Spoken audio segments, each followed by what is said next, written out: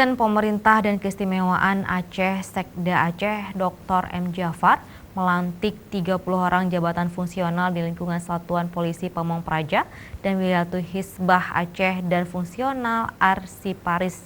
Dan acara tersebut berlangsung di salah satu hotel di Banda Aceh pada Jumat pagi tadi.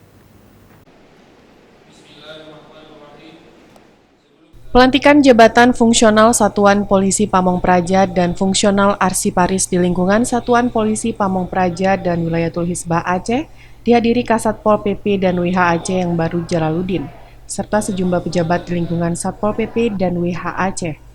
Asisten Pemerintah dan Keistimewaan Aceh Sekda Aceh M. Jafar mengatakan, tanggung jawab Satpol PP dan WH bukan saja mengamankan aturan kanun, tetapi juga dituntut juga untuk bekerja penuh disiplin agar pendapatan asli daerah bisa terdongkrak.